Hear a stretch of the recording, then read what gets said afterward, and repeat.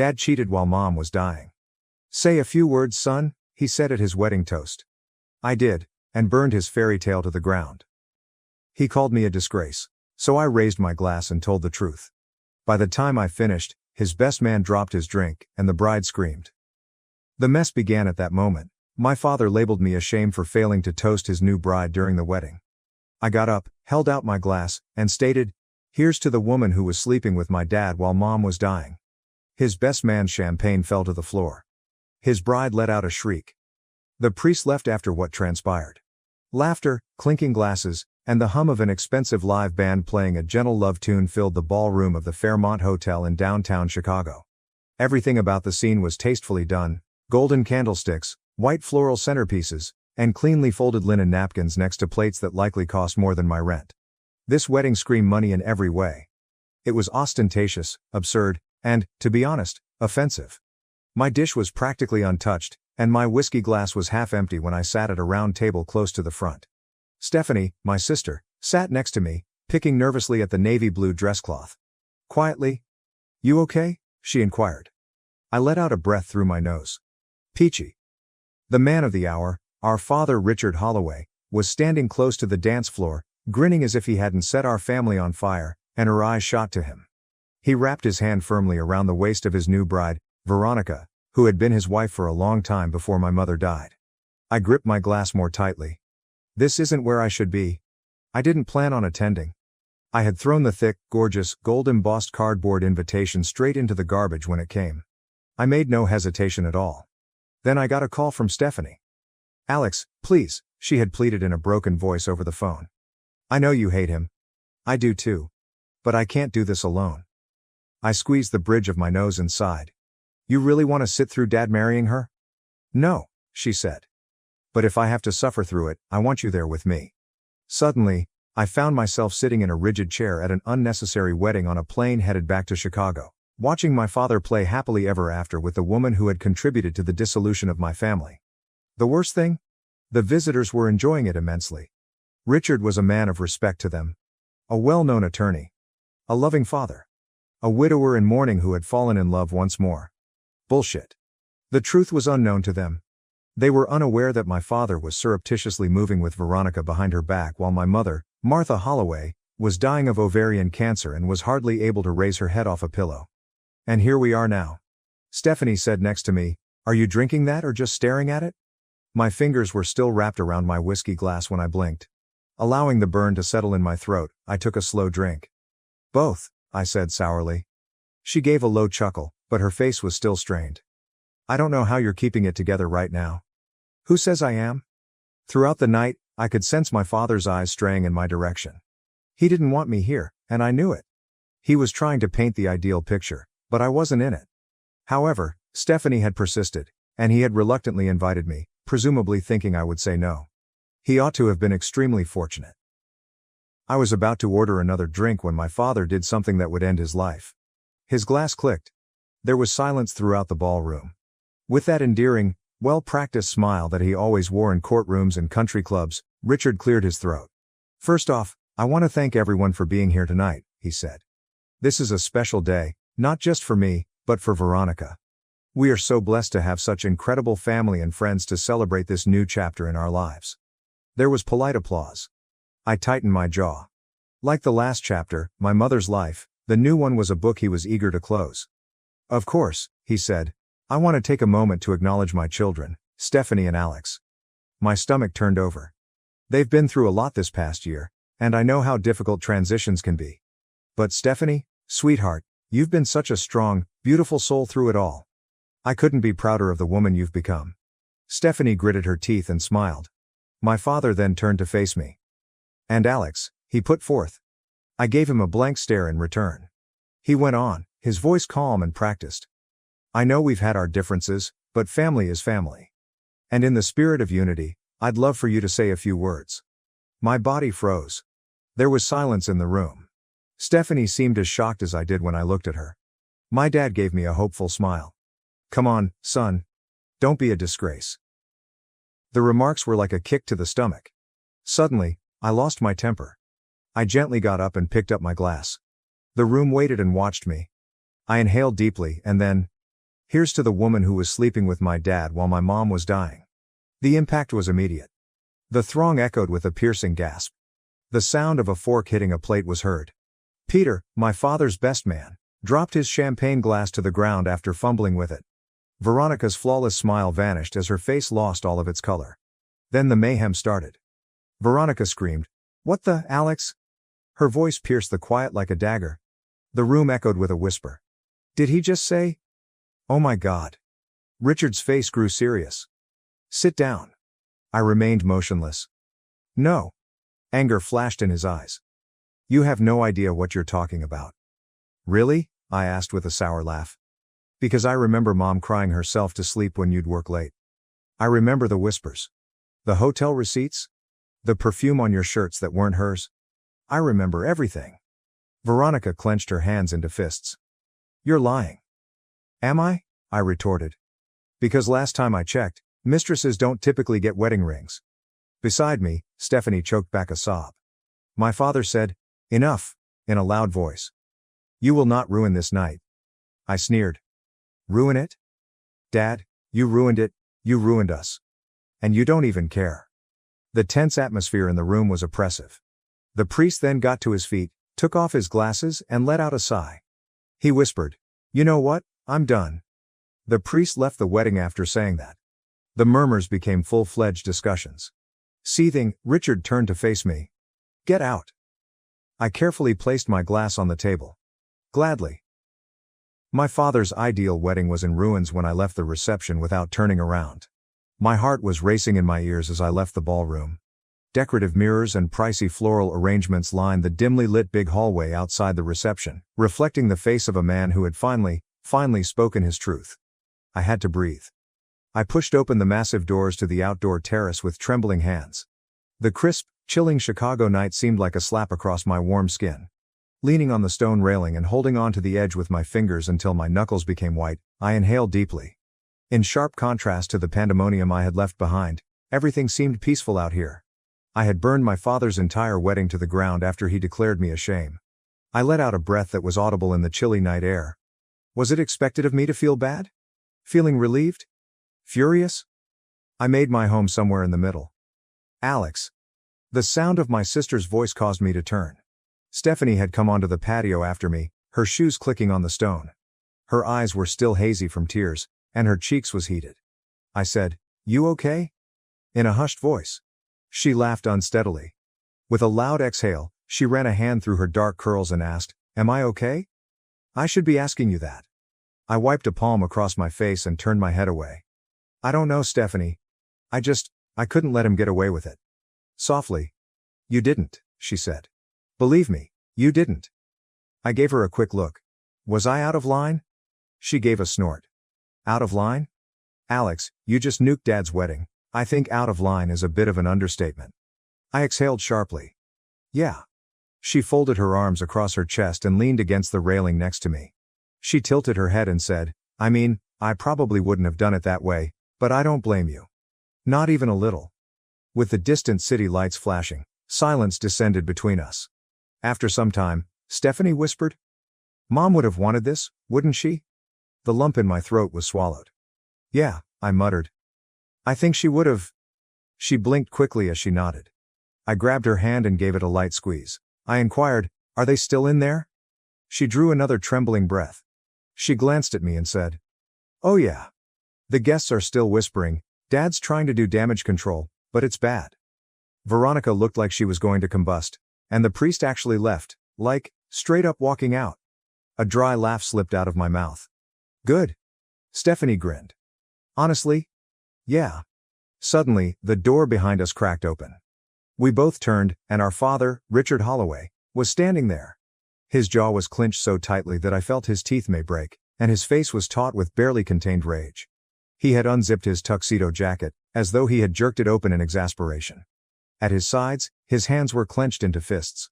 Stephanie, he murmured in a quiet, steady voice. Go inside. She tensed up. No. His gaze now shifted to mine. I moved forward, putting myself in their path. She stays. His voice remained even as his nostrils flared. I don't want to do this here. I sneered. Then I pointed to the ballroom and said, "Oh, now you care about appearances? Pretty sure that ship sailed when you called me a disgrace in front of 200 people." He clenched his jaw. "You humiliated me." I laughed without humor. I shook my head and said, "You embarrassed yourself, Dad. You could have just let me sit there in silence. But no, you had to drag me into it. You had to make me play along with your little fairy tale." His voice trailed off as he stepped closer. "You had no right to do what you did." Unflinching, I looked him in the eye. "And you had no right to do what you did." His gaze grew gloomy. "You don't understand." I abruptly interrupted him, saying, Don't you dare try to justify it. I was there, Dad. I saw what it did to her. I saw Mom waste away in that hospital bed while you were off with her." Beside me, Stephanie took a short breath, but she didn't say anything. Slowly, as though attempting to regain control, Richard let out his breath. "You don't know what my marriage with your mother was like." My blood became frigid. "Excuse me?" His face grew stern. "Alex, it wasn't flawless. He halted, shaking his head. "There were problems long before Veronica." I gaped at him in shock. I erupted in rage and said, "You don't get to do that? You don't get to rewrite history just to make yourself feel better. She loved you. She trusted you. And you repaid her by cheating on her while she was dying." His lips clenched. I was unhappy. In fact, I laughed. "You were unhappy?" I asked, reaching out. "Do you have any idea how much pain Mom was in? How she clung to the hope that maybe, you still loved her? And you were, what, bored?" Richard's expression grew gloomy. "Watch it." "No," I yelled. "You watch yourself. Because I am done letting you pretend you're some kind of victim here. You made a choice, Dad. You chose Veronica over Mom. Over us." Quiet. For the first time in my life, I noticed something that nearly looked like guilt on my father's face. However, it went by too soon. Instead, he smoothed a hand down his tuxedo and straightened. His voice was icy as he spoke again. "If you walk away from me now, you walk away for good," stated the man. "Is that what you want?" I gazed at him. It was this. He believed he could terrify me back into obedience at this point. He didn't comprehend though, because I had already lost my mother. I wasn't afraid of losing him at all. I squared my shoulders and looked him in the eyes with a certain assurance. "Yes, that's exactly what I want," I answered steadily. "If that's what it takes." Beside me, Stephanie quietly gasped, but she made no attempt to stop me. Richard's face remained unchanged. If anything, his face was hidden behind an unreadable mask as his jaw just tensed. "Then don't come crawling back when you regret it," he added. I shook my head and let out a breath. "I won't." After saying that, I turned and left. After a brief moment of hesitation, Stephanie followed. We never once turned around. With everything bearing down on us, Stephanie and I moved away from our father, the chilly air stinging my skin. Even though my breath was shallow and my legs felt heavy, I continued to walk. My dad didn't give us a call. He made no attempt to stop me. Excellent. I didn't think he would. Richard Holloway wasn't the type to go for anything that he gave up. Stephanie and I arrived at the hotel's side entrance, where some employees were smoking. They were too preoccupied with whatever drama was taking place inside the ballroom to even look at us as we passed. Stephanie wrapped her arms around herself and sniffed next to me. I said, "You okay?" in a softer tone. She shook her head and laughed dryly. "Am I okay, Alex? I don't even know what the hell just happened in there." She turned to face me and stopped walking. "Do you realize what you just did?" One hand swept through my hair. "Yeah, I do." She looked into my face. "And do you regret it?" I paused, for just a moment. The truthful answer was, no. Not even a little. Stephanie nodded, letting out a trembling breath. "Yeah," she said quietly. "Me neither." The noises of distant traffic filled the silence between us as we stood there. Then Stephanie laughed once more, a genuine laugh, a gasping and somewhat incredulous laugh. "Jesus Christ, Alex." The priest walked out. In spite of myself, I grinned. "Yeah, that was something." She continued to smile as she shook her head. Then her face became serious. "What do we do now?"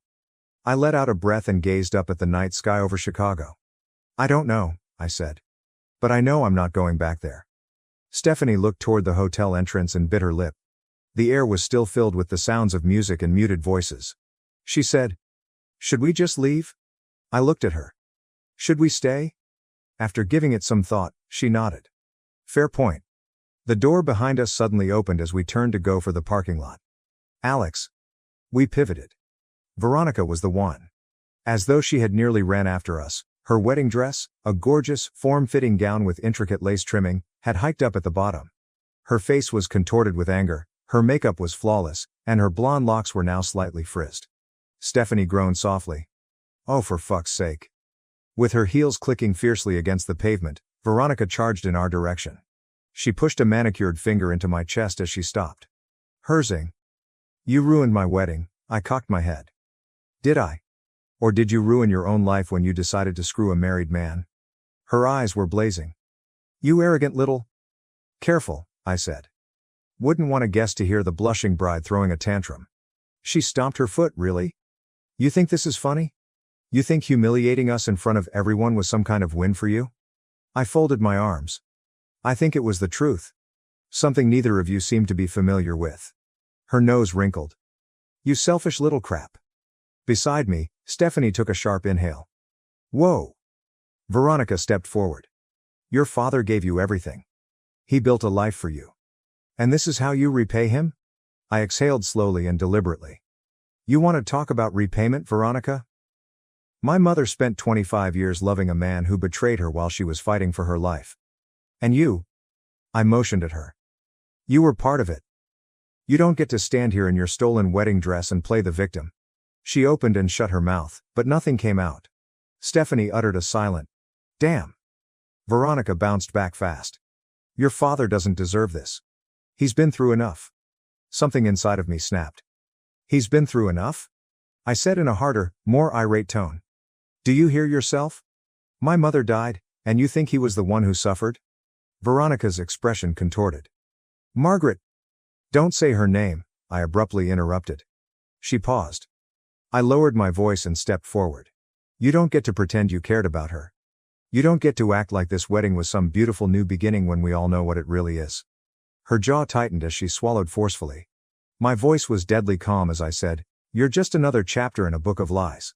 She was speechless for the first time that evening. Claire folded her arms. Are we done here? A small line formed on Veronica's lips. Without saying another word, she pivoted on her heel and strode back in the direction of the hotel. Wow, mumbled Claire. That was dramatic. I breathed out slowly. Yeah, I'm exhausted. She gave me a look. Are you really okay? I paused. I don't know, I said. But I think I will be. She smirked after giving a slow nod. So, since we're already dressed up and out in the city, you want to go get some overpriced cocktails somewhere fancy and pretend we belong there? A tiny smile pulled at my mouth. That might be the best idea you've had all night. She put her arm around my own. Then let's get the hell out of here. After that, we left the ruins of my father's wedding behind and left the Fairmont Hotel. I felt free for the first time in a long time. As Stephanie and I strolled along the busy Chicago street, the bustle of the city surrounded us. I relished the bracing cold air since I needed any chance to get my mind clean. Stephanie put her arm through mine and asked, Are you really going to be okay? I breathed out slowly. I think so. You? She gave a shrug. Honestly, I thought I'd feel guilty. I thought I'd be panicking about how we just set Dad's life on fire. However, she trailed off before smiling. I feel amazing. I laughed with a sigh. Good. We finally arrived at a cocktail bar in River North, a classy lounge populated by individuals who appeared to have been featured on magazine covers. We really didn't belong there, but Claire persisted, and I reasoned that we should have something upscale after everything we had just been through. After ordering 2 extremely expensive drinks and slipping into a leather booth toward the rear, we let the night descend on us. Following some time, Claire stirred her martini and stated, You know he's going to come after us, right? I gave a nod. Yeah, but I don't care. She grinned. So what's next? I sipped my whiskey slowly. We finish what we started. And we accomplished precisely that. My father's wedding went viral by the following morning. When Stephanie and I woke up, our phones were exploding with missed calls, texts, and social media notifications. The controversy had taken off like wildfire. My toast was apparently videotaped by many of the visitors. The internet did what it does well once someone placed it online. The video was widely shared. Groom's son exposes the affair. Wedding, Chicago lawyer's big day turns into a public meltdown. Brutal wedding toast calls out father's infidelity, and we are here for it. When Stephanie saw the headlines, she almost choked on her coffee. Holy crap, Alex, we broke the internet. I read through one of the video's comments. Justice for Margaret. Imagine being called out like this on your wedding day. Couldn't be me. Low-key, the priest walking out was the most iconic part. You love to see karma working in real time. I couldn't contain my laughter. At last, my father's true self was revealed to the world. As she continued to browse, Claire wondered, do you think Dad has seen it yet? Just like clockwork, my phone rang. Holloway, Richard, I allowed it to ring. Claire's eyebrow went up. You're not going to answer? I sipped my coffee. Nope. Cold. She smiled. I like it. But I wasn't finished yet. My father's impeccable reputation began to deteriorate over the course of the next days. His legal practice, which took pride in its honesty, was not pleased with the controversy. Customers began to distance themselves from him because they didn't want to be connected to him.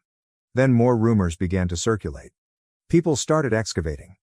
Veronica wasn't the only affair, it turns out. Others were present. Several. A few of them existed for years before to Mom's illness. There was nothing Stephanie and I needed to do. The task was done for us by the internet. My father resigned from his firm a week later. Veronica removed all of her social media accounts a week later. The icing on the cake was when Veronica abandoned him. The outrage and humiliation were too much for her to bear. She was committed to a life of luxury, wealth, and prestige. She didn't agree to be the woman in that wedding incident that went viral. Thus, she packed her bags and left his life just 2 months after their terrible wedding. Poetic fairness. Claire and I went to Mom's cemetery one afternoon. There, it was quiet. Keep quiet. The rows of headstones were bathed in a golden glow as the sun began to set. I brushed away some fallen leaves and set a bouquet of fresh lilies next to her headstone. Hey, Mom, I whispered. You won't believe what we did? Claire, who was kneeling next to me, laughed quietly. You would have loved it? As I gazed at her name etched in stone, I exhaled. I felt like I could breathe for the first time in a long time. As if we had at last provided her with the justice she was never able to receive while she was alive. I have no regrets at all. Richard Holloway made one attempt. A voicemail, half-hearted and pitiful. Alex, I know things got out of hand, but you're still my son, we should talk. I didn't listen to the others before deleting it. I moved on with Stephanie. What about my dad? He was living alone in a condo downtown when I last heard from him. His reputation has been destroyed. His career is deteriorating, and to be honest, I couldn't have imagined a more pleasurable form of retaliation. I was free for the first time in my life. And it was sufficient. Thanks for watching and sticking around till the end. If you enjoyed these stories, make sure to subscribe and hit the bell so you don't miss the next drama-filled episode. My parents skipped my wedding because I married before my perfect sister. Now their perfect family image is finally crumbling. After 4 years together, I, 32 female, married 8 months ago. Except for my sister Malene, 30 female, and my parents, everyone attended the wedding. My parents' decision to skip the occasion surprised me, but my sister's absence did not surprise me because we have never gotten along. However, given our history, I should have anticipated this. I'll give you some background on our family dynamics. I can't totally blame my parents for always favoring my sister over me. Throughout her life, she has excelled in practically everything. She became the focus of attention in every room she entered as soon as she could walk. She won every spelling bee, science fair, and talent show during elementary school. In high school, the roles of class president, valedictorian, and prom queen were nearly identical. Tall, thin, and attractive enough, she studied modeling in college before focusing on her business degree. She received her first modeling job during her sophomore year, and I still remember it. To celebrate, my parents hosted a spectacular party for all of our family members and her friends. Her first professional headshot was framed and hung in our living room, where it is still displayed today, immediately above the fireplace. They simply whispered, "Well done," and started organizing Malene's next photo shoot, the same year I obtained my computer science degree. She immediately climbed the corporate ladder after graduating and securing a job at a well-known corporation. At 30 years old, she already has a corner office and a corporate car, indicating that she is a senior executive. Meanwhile, I work as a mid-level software developer for a well-known computer company. Although I am satisfied with my work and believe it is a respectable profession, it is not the type of job that parents brag about in front of their children. In addition, I am larger and shorter than my sister. When I was growing up, my mother made ugly remarks about my appearance, enrolled me in gym programs I didn't want to attend, and constantly placed me on diets. She'd say, "Malene never struggles with her weight." Or she could add, "You could look as nice as your sister if you just put in a little more effort." Even though I had learned to ignore these comments by high school, they nevertheless had an influence. Over time, I've come to embrace these distinctions. I eventually accepted the fact that my parents never took as much pride in my successes as they did Malene's. What were my options? For years, I tried to win their approval by taking classes they advised, joining clubs they promoted, and even trying modeling for a short period, a failure my sister will never forget. However, nothing was ever enough. I was only the second daughter, and they were entirely taken with my sister's accomplishments. I gave up trying to impress them around my mid-20s. I focused on establishing my own life, progressing professionally on my own terms, and forming relationships with people that valued me for who I am. To be honest, since then, things have improved. Knowing that my parents were continuously preoccupied about maintaining appearances, I kept my interactions with them superficial to avoid conflict. During our mandatory Christmas dinners and sporadic family gatherings, I would nod and smile as they talked about Malene's latest job, partner, or holiday destination. Because they had Malene to drool over, they didn't notice my emotional remoteness. Then, at a computer conference, I ran into my spouse via a common friend. He noticed and saw me, unlike my family. He appreciated my dry sense of humor, ability to code, and, yes, even my physical type, from the start.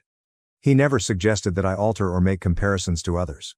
He proposed to me after 4 years of dating, while we were alone at home eating takeout and watching our favorite TV show. It was perfect. Naturally, I informed my parents that I was engaged last year. Their response should have served as my first indicator. There was no congratulation, just stillness.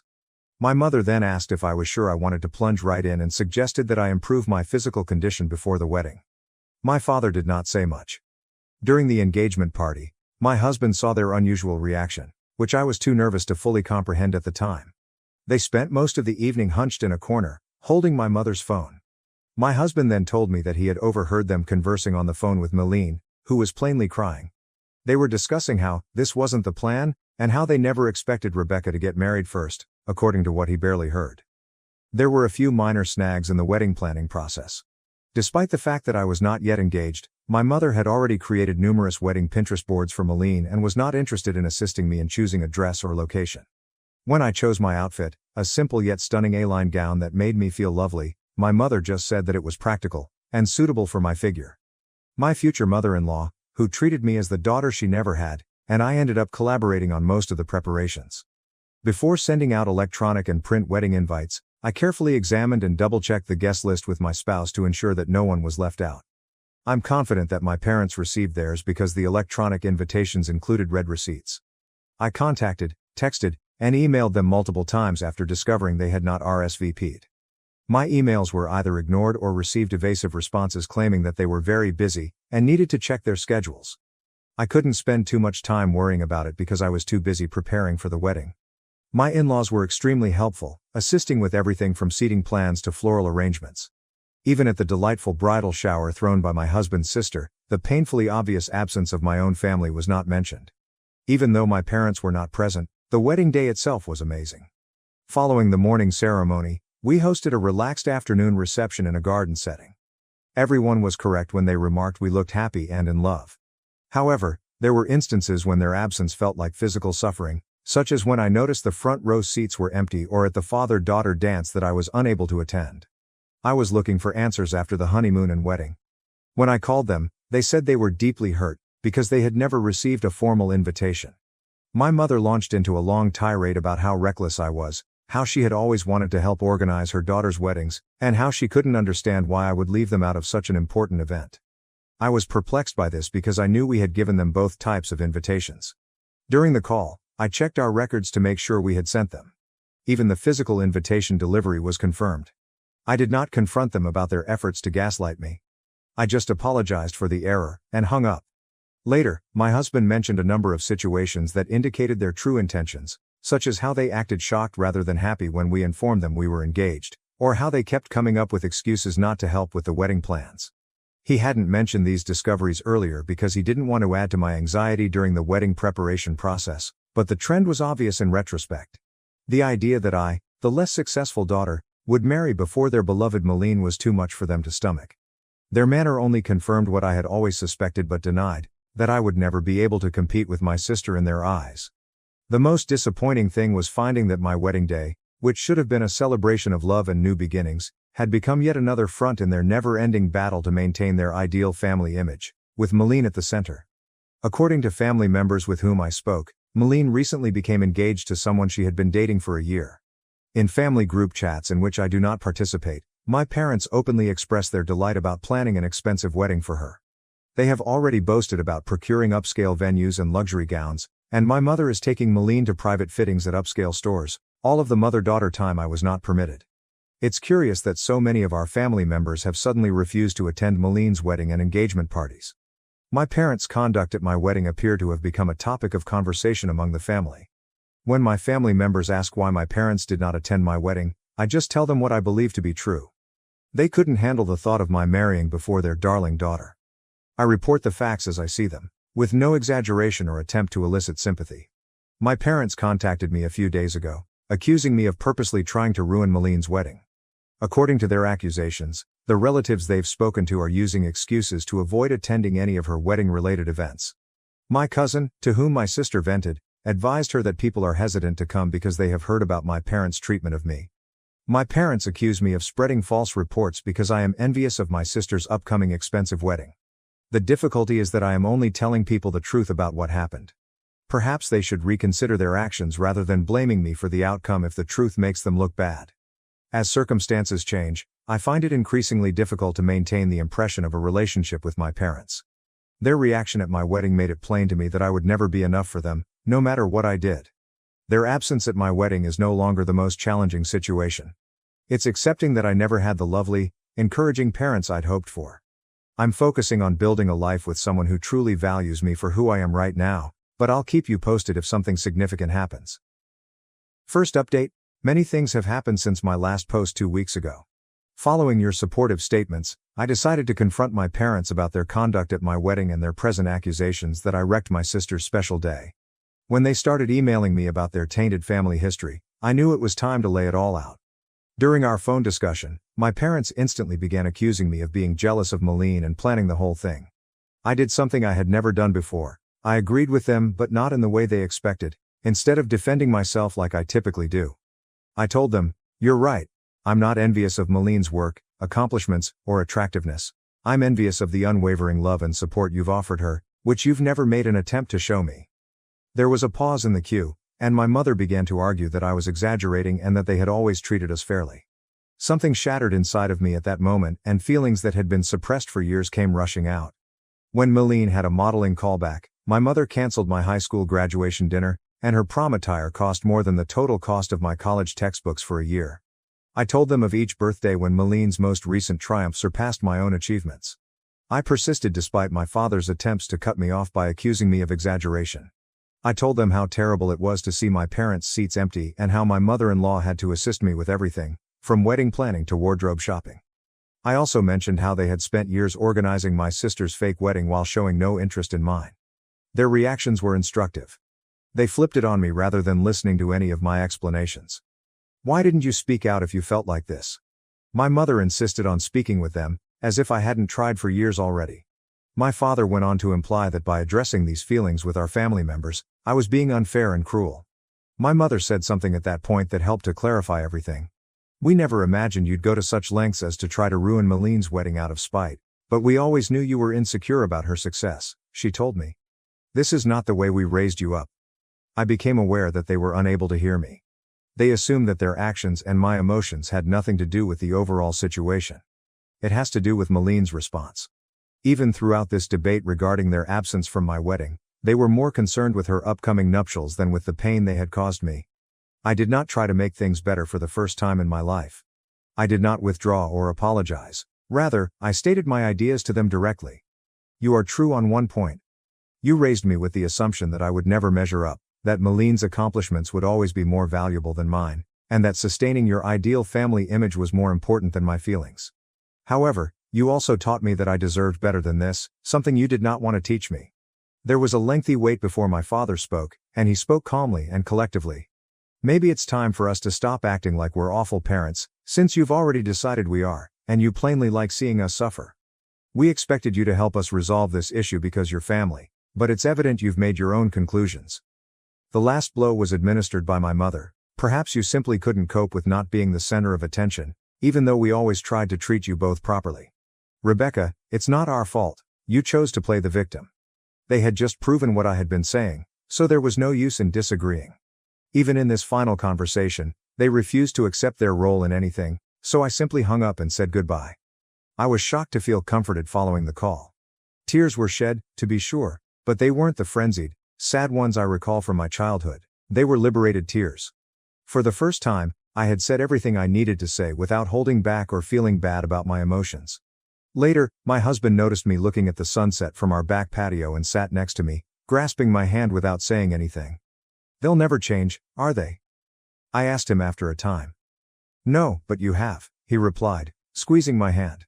And that is what matters. He is right. I have changed. The youngster who feverishly sought her parents' approval is no longer present. They no longer need to legitimize the woman who emerged from that last conversation. Recognizing that my parents will never be the people I need them to be is hard, but it is less painful than hoping that they will change.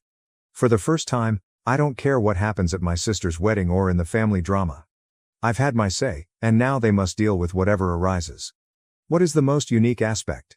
I feel as if a load I've carried all my life has finally been removed. Although it is not the joyful ending I had hoped for with my parents, it may have been exactly what I needed, the capacity to stop fighting for love that should have come naturally. Second update? 3 days have gone since my encounter with our parents, and things have taken an unexpected turn. Meline decided to become involved in the drama, but her tactic flopped miserably. My sister wrote me a kind message yesterday morning. She had developed a condescending tone over the years, as seen by her text. What you said to your parents was very improper. They have helped us through every stage of our lives and given us everything. You cannot simply blame them for being lousy parents because you are insecure about your life choices. She continued the message with her usual blend of moral superiority and subtle jabs. I understand that your wedding was not exactly how you had hoped, but that doesn't mean you should try to ruin mine. There's nothing wrong with wanting to celebrate those among us who have worked hard to attain certain criteria. Rebecca, not everything has to be a contest. I did not bother to respond. I've realized that interacting with her only gives her more ammunition after years of putting up with her manipulative behavior. I just blocked her phone number instead. Meline has never been one to tolerate being ignored, so I believe that was the end of it. My husband, who was laughing so hard he couldn't speak, called me at work a few hours later. Meline was evidently unable to contact me directly, so she discovered his personal phone number, likely through a mutual acquaintance, and sent him a series of messages describing the specific reasons why our sister relationship has never been good. She began her first communication with him in a fairly professional manner. As Rebecca's sister and someone who cares deeply about our family's well-being, I feel compelled to reach out. However, it quickly transformed into her true motivations. She told my husband that he had an obligation to help me behave more appropriately because he was the new man in Rebecca's life. The messages get more patronizing. Family dynamics are complex, she explained to my husband, a professional software architect with an MBA, adding that someone with Rebecca's sensitivity might not understand the bigger picture. She recommended him to aid me in seeing reason before I irreparably harm family relationships. The main kicker, however, was her attempt to play on his perceived social climbing instincts. Actually, she wrote, surely you understand that maintaining good relationships with successful family members like myself could be beneficial for your future. Rebecca's behavior is only hurting her own prospects and, by extension, yours. My spouse, who has always been able to see through Meline's veneer, found her attempt at manipulation humorous. He enjoyed how she assumed that her corporate status or the promise of networking opportunities would impress him. Using his own words, she really doesn't know me at all, does she? When I arrived home that night, we reviewed the messages together. I was laughing with my husband rather than being insulted or outraged. It felt freeing to see Meline's dishonest methods exposed, especially when they were directed at someone who was completely immune to them. This event taught me valuable information about my sister. Despite her accomplishments and success, she remains the insecure adolescent who has to bring others down in order to feel superior. She assumed she could control me by manipulating my husband, demonstrating how little she understands about effective relationships. When her direct approach failed, she quickly shifted to attempting to use my husband against me, which was the most telling detail. She used to do just that in high school. She tried to turn my friends against me when she couldn't bully me directly. Different decade, same strategy. With this new perspective, I now see how Maline's actions extended beyond typical sibling rivalry in our early years. She made a concentrated effort to maintain her place as the favorite child, always telling our parents, and me, how much better she was. She had to overshadow my accomplishments. She had to point out my flaws to everyone I became friends with. My reaction to her games is different now. 10 years ago, her messages would have made me doubt myself. I'd have been upset and hurt 5 years ago. Today? Simply put, I'm beyond the drama and find her obvious attempts at manipulation humorous. My husband's response was great. Rather than becoming involved in her drama, he just responded, "Thank you for your concern about Rebecca's well-being." As her husband, I'm focused on supporting her happiness, not managing her behavior. I think it's best if you direct any future concerns to Rebecca directly. Have a nice day. Maline sent a final message after not receiving the required response. I see she's poisoned you against the family too. Don't say I didn't try to help when this all blows up in your faces. Ironically, Maline's attempt to assist has cemented my resolve to avoid my family's harmful dynamics. Nothing has changed, as seen by her text to my hubby. She remains the same crafty individual who feels compelled to influence every scenario and sees any deviation from her perfect family script as a threat. Knowing that her attempts at persuasion were completely futile is arguably the most enjoyable aspect of the entire experience. She was successful in pulling my spouse and I closer together rather than leading us to drift away. We laughed at her texts and planned a weekend getaway in the evening, oblivious about the social consequences. I've come to realize that true family isn't about maintaining facades or telling stories. It's about standing together, laughing together, and supporting one another when someone attempts to influence you, including your own sister. I am more convinced than ever that I should stay away from Maline's wedding drama. Instead of getting caught into my family's never-ending power battles, my husband and I decided to focus on establishing our own happiness. Success is believed to be the best form of retaliation, but I'm starting to realize that true success isn't about impressing others. It's about embracing your decisions and surrounding yourself with people who support rather than obstruct your own growth. Based on that criteria, I feel more successful than ever. Third update. Following my sister's fruitless attempt to influence my husband 2 weeks ago, events have taken unexpected twists. Despite my parents' urgent attempts to rehabilitate their reputation, the issue worsens.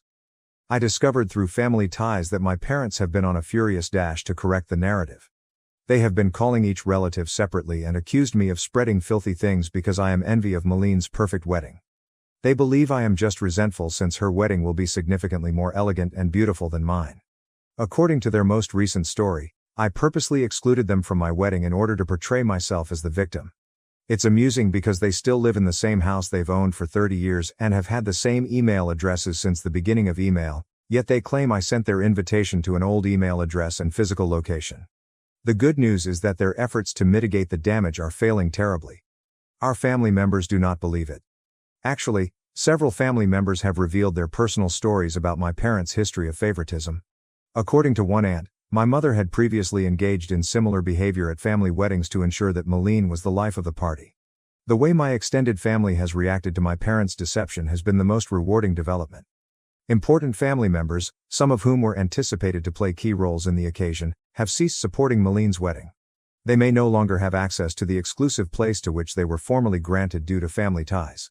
Even a family friend's fancy garment business has unexpectedly encountered scheduling conflicts. Things got out of hand at a family gathering last weekend. My mother appears to have become offended when someone made a foolish inquiry regarding my wedding photos. Out of jealousy, she launched a defensive tirade about how I had changed after getting married and was attempting to destroy the family. Her outburst backfired, shocking a lot of relatives who were uninformed of the situation and further tarnishing their well-deserved reputation. It's especially ironic that my parents' frantic efforts to maintain their ideal family facade are causing it to come apart. Each time they try to rationalize their absence from my wedding, they reveal more about who they truly are. People are becoming more conscious of their deception as they try to paint me as the villain. Family members are suddenly taking sides, after previously being unbiased.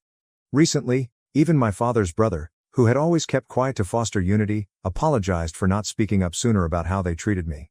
He has decided not to attend any of Maline's wedding-related events with his family. I'm not required to address any of this specifically, therefore I haven't. The reality is that you are taking care of everything for me. When Maline and my parents try to distort the story, they usually end up revealing more of their harmful behavior. All those years of remaining silent and putting up with their behavior in order to keep the peace turned out to be nothing more than a cover for their conduct. My husband said it in the greatest possible way. Over the years, they built a facade of the ideal family, but it was founded on emotional manipulation and prejudice, and it was bound to fall apart. Personally, I'm doing better than I ever have. I no longer have to worry about gaining my parents' approval, and the stress of managing Maline's emotions has gone. For the first time in my life, I am unconcerned about maintaining their idealized family image. Sometimes the best revenge is to let the truth speak for itself rather than to take action. I'm thankful to Reddit for giving me the courage to advocate for myself. You have no clue how much your advice and encouragement have meant to me on this journey. Sometimes you need to see what true family support looks like from strangers you meet online.